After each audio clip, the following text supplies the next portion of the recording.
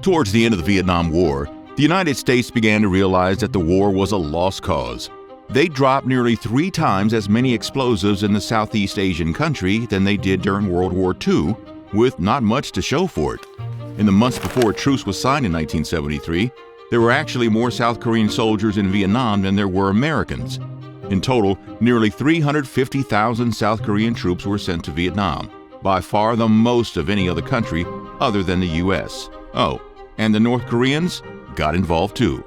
Here's the story of the Koreans you didn't know fought in Vietnam.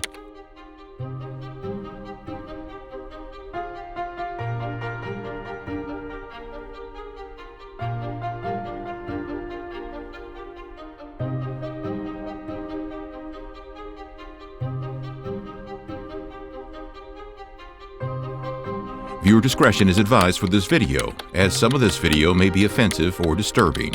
We, the makers of this video, in no way support or condone the actions of the subjects featured. Doves to tigers. In February of 1965, South Korea sent its first troops into Vietnam. They were nicknamed Dove Force, a name that conjures images of peace and love, right? These first South Korean soldiers were mostly non-combat troops. They served as medics and engineers. The medics reportedly helped treat over 30,000 injured or wounded South Vietnamese civilians. But the South Korean forces would soon turn from doves to tigers, to dragons, and then to horses. Oh my. In September 1965, South Korea sent over their capital Mechanized Infantry Division. As the name suggests, the division was an army of robot soldiers who shot lasers from their eyes. No, not really. Maybe we'll have that in a few years, though. But they were almost as intimidating. The division was nicknamed the Fierce Tigers. A lot of them had cut their teeth in the Korean War. Only the most decorated and experienced South Korean soldiers were sent over to Vietnam. A lot of them had also received training from the U.S. Armed Forces. They were all volunteers, given pay raises and other incentives for their participation. They were all trained in Taekwondo, and they were ready for battle.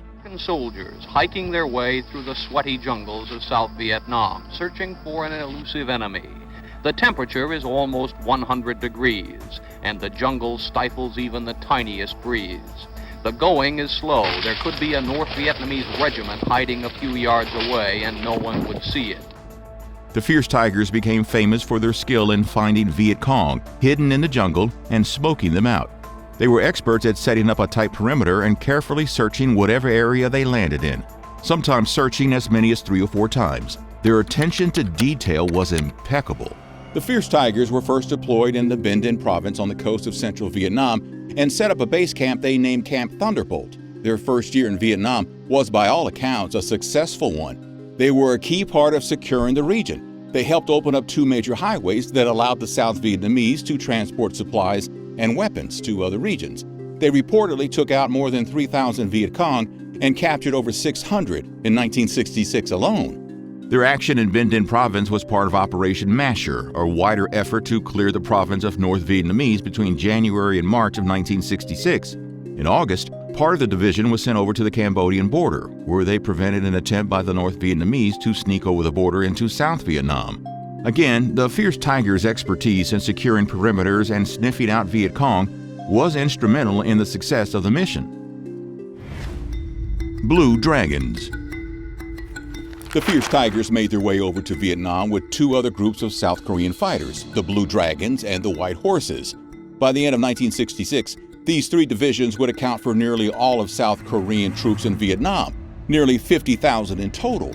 Let's start with the Dragons. Officially known as the 2nd Marine Infantry Division, the Blue Dragons were initially stationed south of the Fierce Tigers in Cam Ranh Bay. Cam Ranh was a deep water bay in central Vietnam that was home to a strategic Allied naval base during the war. Protecting it was a crucial part of maintaining a strong presence in the region. The Blue Dragons then went down to secure Toi Hoa in Phu Yen province. Toi Hoa was a coastal city where major highways were connected, but more critically, it was where a ton of Vietnam's rice was grown. The North really wanted to disrupt the South's food supply, and taking Toi Hoa would have been massively disruptive. More rice for the North would also have boosted their own supply and allowed them to feed more people and more troops. The Blue Dragons' role in the area ties into Operation Van Buren, an operation conducted by U.S. and South Vietnamese forces in early 1966. The goal was to protect the rice harvest in the Toi Hoa Valley and weed out the North Vietnamese and Viet Cong who'd been infiltrating the region and blending in with the local populations. It wasn't an easy assignment. Over the course of the month-long operation, which lasted from January to February 1966, 45 South Korean soldiers and 55 U.S. soldiers lost their lives. But they took out over 600 North Vietnamese and Viet Cong and eventually secured a harvest of over 30,000 tons of rice. A year later, the Blue Dragons would prove just how elite of a fighting force they were. On the night of February 14th, the 11th Company of the 3rd Battalion was guarding the village of Cha Binh Dong in Quang Ngai Province, about 180 miles north of Toi Hoa. There were roughly 300 men in the Blue Dragon Company when they were attacked by a Viet Cong force that was somewhere between 1,500 and 3,000 strong. Now, despite being outnumbered, the Blue Dragons were ready. The South Korean Marines had built a strong defensive position around the village with 3 concentric circles of trenches and bunkers. The exterior of the perimeter was rigged with flares and mines to detect and disrupt any enemy movement. The company had also rehearsed their actions in the event of an attack, including interlocking fields of fire and the use of pre-planned artillery support. At dawn, the attack began. The Viet Cong tried to overrun the South Korean positions with a human wave assault, a common tactic used by both the VC and the North Vietnamese Army. The Blue Dragons, well, they were patient. They held their fire until the VC were within range, then opened up with small arms, machine guns, and artillery support. The VC launched multiple assaults throughout the night, but the South Koreans fought off each one. By dawn, there was so much fog that not much artillery support could be given, and the Viet Cong eventually pushed forward. The battle descended into a brutal hand-to-hand combat. The South Koreans were using whatever they could to fight. One private in the company took 2 grenades in each hand and charged towards the Vietnamese troops, taking out multiple Viet Cong and himself in the process. The Blue Dragons held their ground, and the Viet Cong forces eventually dispersed. In the aftermath, the company reportedly only suffered 15 killed and 33 wounded, while the casualties for the Viet Cong hovered around 300. The White Horses. The third major South Korean fighting force that entered Vietnam in 1966 was the 9th Division, also known as the White Horses. The division got its name after a major victory at the Battle of White Horse Hill during the Korean War. Like the Blue Dragons and Fierce Tigers, soldiers of the 9th Division were the cream of the crop, battle-hardened veteran volunteers who knew their way around a semi-automatic. The White Horses started off near the Blue Dragons in the Ninh Hoa region just north of Cam Ranh Bay, but most of their action came in 1967. From the beginning of July until the end of August of that year, the White Horses were heavily involved in the largest South Korean operation of the war, Operation Hong Kil Dong, a series of search and destroy missions in Toi Hoa, that rice-producing region that was initially secured during Operation Van Buren in February 1966, but had been taken by the Viet Cong. During the 48-day operation, the White Horses, who fought alongside the Fierce Tigers, claimed a kill ratio of 24-1. It was a rout for the South Koreans, who took out over 600 Viet Cong and North Vietnamese while losing only 26 men. These South Korean divisions were full of highly skilled, highly disciplined soldiers who proved in operation after operation, battle after battle, that they weren't to be messed with. They saved countless American lives and were deadly against the North. But after the course of their involvement in the war, things took a dark turn. War crimes. As we've already mentioned, the South Korean soldiers fighting in Vietnam had been trained and hardened after the Korean War. Their experiences fighting against the communist forces of North Korea and the Soviet Union made a lot of them resentful, if anything, red. And a lot of this resentment bubbled to the surface during Vietnam in the form of mass annihilations carried out against Vietnamese civilians. While a lot of press was given to the American war crimes like My Lai, and justifiably so, the South Korean role in similar incidents was pretty much swept under the rug by both the South Korean and the U.S. governments. Some of the worst atrocities occurred in Binh Dinh province, specifically in the villages of Bien Ai and Tay Vinh. They came during Operation Masher in the early months of 1966. The operation itself was the largest since the beginning of the war. U.S. forces wanted to clear out the province of any potential North Vietnamese or Viet Cong, a province with a population of nearly 1 million. It's estimated that around 200,000 civilians in Binh Dinh province were uprooted during Operation Masher. Many of the people displaced were relocated to refuge camps or so-called strategic hamlets, which were specially designed fortified settlements meant to isolate the rural population from the Viet Cong.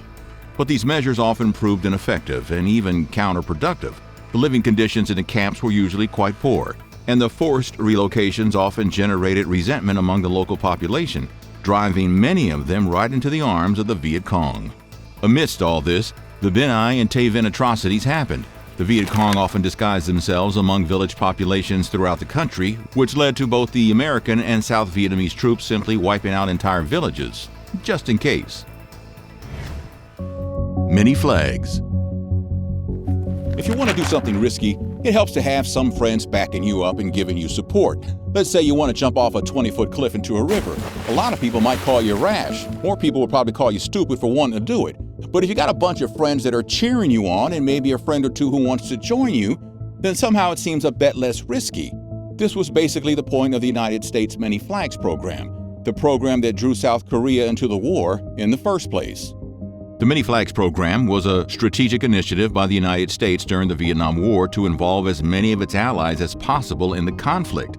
It was essentially a political strategy designed to give the appearance of broad international support for U.S. efforts in Vietnam. By getting as many allied nations as possible to commit military personnel or other support, the U.S. hoped to counteract accusations that it was acting unilaterally in its intervention in Vietnam.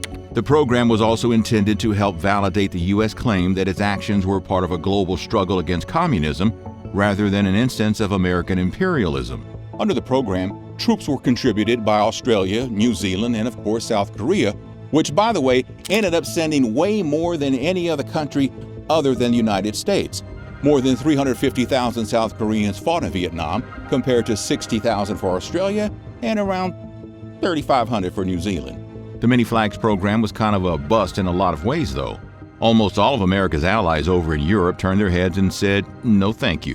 While Great Britain publicly maintained that they didn't want to get involved, declassified documents show that they carried out a few secret missions during the Vietnam War.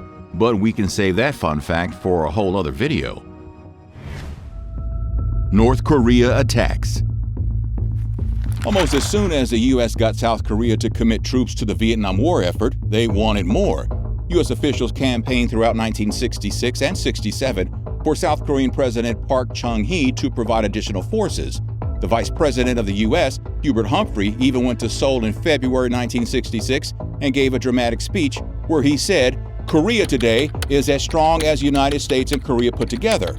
America today is as strong as United States and Korea put together. We are allies. We are friends. You should have no questions and no doubts. Oh, and send over some more troops, okay?" More South Korean troops wouldn't come, though, thanks to a series of attacks in 1968 by South Korea's enemy to the north.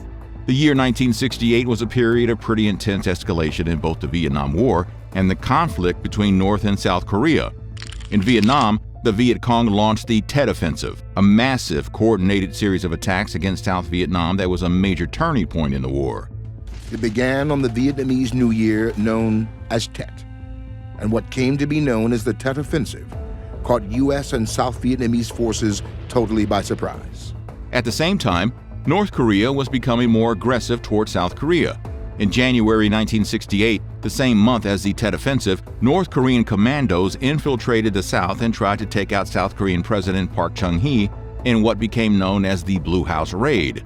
The plan was to infiltrate a 31-member unit of the North Korean military, known as Unit 124, into South Korea with the objective of killing President Park. The commandos were to make their way to the Blue House, which is the official residence of the President of South Korea, kind of like the White House in the United States. The North Korean commandos crossed the border into South Korea on January 17th, and over the next few days, they managed to travel unnoticed through South Korean territory. They disguised themselves in South Korean uniforms, and if they ran into anyone, they posed as soldiers returning from leave. But 4 days into the mission, they ran into 4 brothers chopping wood in the mountains outside Seoul. The North Koreans tried to convince them that they were from the South, and then left the brothers to tend to their wood chopping, hoping they wouldn't suspect anything. But they did suspect something. As soon as the North Koreans went on their way, the brothers told police, which led to a countrywide manhunt. The North Korean commandos were discovered near the Blue House. A firefight ensued. The resulting battle lasted for several hours, and all but 2 of the North Korean assassins were killed. That same month, North Korean forces hijacked a U.S. intelligence ship, the USS Pueblo. On January 23rd, while conducting surveillance in international waters off the North Korean coast, the ship was surrounded and seized by North Korean naval vessels and aircraft. North Korea claimed that the ship had violated its territorial waters, a claim that was vehemently denied by the U.S. government. Despite the Pueblo's attempts to escape, it was intercepted and boarded by North Korean personnel. All 83 of its American crew members were taken captive. The crisis lasted for almost a year, during which the U.S. considered different responses, including bombing the North. Ultimately, to secure the release of the crew, the U.S. issued a statement admitting that the Pueblo had been spying. The U.S. apologized for the incident and promised North Korea that it wouldn't happen again. It most certainly would happen again, though. The statement was made public while also stating that it was made under duress and as such was not legally binding. Clever Americans. The crew of the Pueblo was finally released on December 23, 1968, nearly a year after they were captured. These attacks by North Korea came at a time when the U.S. was hoping to deploy more South Korean troops to Vietnam to help counter the Tet Offensive. The escalating situation on the Korean Peninsula necessitated a change of plans, though. South Korea had to prioritize its own national security and decided that they were not going to send any more troops to Vietnam. But they did actually continue to send troops, and there would be nearly 50,000 of them rotating into Vietnam until 1973. They just didn't increase the number to 75,000 or 100,000 like the U.S. was hoping they would. North Koreans in Vietnam. It's no secret that North Korea was helping out North Vietnam during the war. The hermit state sent tens of millions of dollars worth of aid to their neighbors. They also provided weapons, uniforms, and fighter jets, complete with North Korean pilots. In 1967, North Korea started sending pilots and fighter jets to help North Vietnam. It's estimated that around 200 North Korean pilots served in the war, flying Soviet-made MiG fighters. The exact number of North Korean military personnel sent to Vietnam still isn't 100% certain, but we do know that they engaged U.S. personnel. North Korean state media has made claims of their pilots shooting down several American planes during these missions, but most likely it was the other way around. U.S. fighter jets were a lot more advanced. Down North Korean MiGs dot report after report of aerial battles. One Vietnamese pilot said that the North Koreans, quoting here, kept everything a secret so we didn't know their loss ratio. But North Korean pilots claimed 26 American aircraft destroyed. Although they fought very bravely in the aerial battles, they were generally too slow and too mechanical in their reactions when engaged, which is why so many of them were shot down by the Americans. They never followed flight instructions and regulations either. But in 1968, shortly after the attempt on South Korean President Park's life and the hijacking of the USS Pueblo, relations between North Korea and North Vietnam started to sour. Relations broke down even further in 1973 when the Paris Peace Accords were signed, effectively ending the war. Withdrawal. The war wouldn't officially end until 1975, but in 1973, most South Korean and American combat troops left the country. In the months leading up to the Paris Peace Accords, signed on January 27, 1973, both countries had been bringing their men back home. By December 1972, the U.S. had around 25,000 troops left in Vietnam, down from their peak of more than 500,000. South Korea was withdrawing slower, though, and by December, they'd only reduced their troop numbers from 50,000 to around 35,000, meaning there were more South Korean soldiers in Vietnam than Americans. The South Korean withdrawal from Vietnam was part of the overall process of Vietnamization and the drawdown of foreign troops from Vietnam as the war began to wind down. In 1969, President Nixon launched a new strategy to end the U.S. involvement in the Vietnam War. This strategy, known as the Vietnamization, aimed to gradually withdraw U.S. troops and shift the burden of combat to South Vietnam, allowing them to take more responsibility for their own defense. Kind of a cynical policy after basically using explosives on an entire country. South Korea, under still-alive President Park Chung-hee, also began to withdraw its forces from Vietnam. Like in the U.S., the South Korean government was facing increasing domestic opposition to its involvement in the Vietnam War. And with the changing international situation, they decided that pulling out their troops was a good move. The withdrawal was carried out in a few stages, starting in 1971. In March of 1971, the 9th Division, or the White Horses, were pulled out. But only around 12,000 South Korean soldiers had left Vietnam by the time January 1973 rolled around. It's like the South Koreans were staying just to make sure the ink had dried on the Paris Peace Accords and the war was really over. By March of 1973, all South Korean soldiers returned to South Korea. They had lost around 5,000 troops with many more wounded. They committed horrible war crimes. Yes, but they were a key part of many of the most successful campaigns carried out by the U.S. and South Vietnam during the war as well. Miracle on the Han River. Finally, let's talk about what the Vietnam War did for the South Korean economy.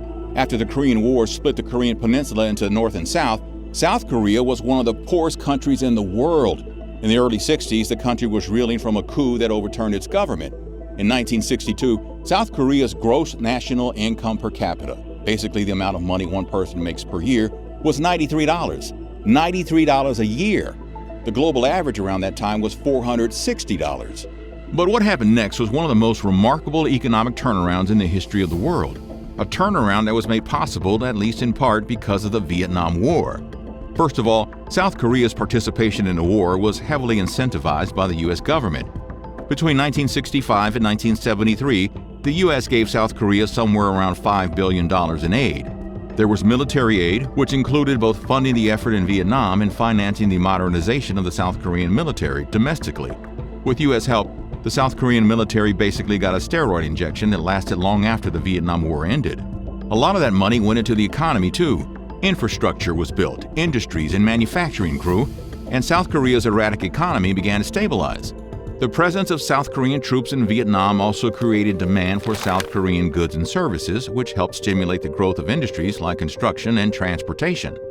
South Korean construction companies, for example, were contracted to build infrastructure in Vietnam. The United States also paid wages to South Korean troops serving in Vietnam via the South Korean government. These payments were quite generous considering the average person in 1961 made $93 a year. Some of these funds were used to support the families of soldiers serving overseas, but a lot of it was invested in domestic economic development programs. Obviously, it wasn't just the Vietnam War and U.S. money that helped South Korea's Miracle on the Han River, as its dramatic economic turnaround has been nicknamed. In the 1960s, under President Park Chung-hee, South Korea implemented a series of 5-year economic development plans. 5-year plans that worked a lot better than Stalin's. They emphasized the growth of export-oriented industries like textiles and light manufacturing, and later, heavy industries like steel, shipbuilding, and car manufacturing. This export-focused industrialization strategy was made more effective by a strong emphasis on education, particularly in science and tech. Nowadays, people all over the world use Galaxy smartphones, watch LG TVs, or drive Hyundais. You can certainly make the case that the Vietnam War, in all its horror, was a big factor for why these products exist at all. South Korea's role in Vietnam was a tumultuous, controversial, and overlooked one. They sent their best soldiers into battle. They were feared by their enemies and respected by their allies. Their experiences in the Korean War caused them to carry out atrocities that have been largely overlooked. The North, too, was a subtle player in Vietnam. In a way, North Korea helped speed up troop withdrawals after 1968, and its support of North Vietnam cannot be overlooked when you consider the outcome of the war. Thanks for watching. What other wars do you want to learn about? Let us know in the comments, and don't forget to like and subscribe for more Nutty History.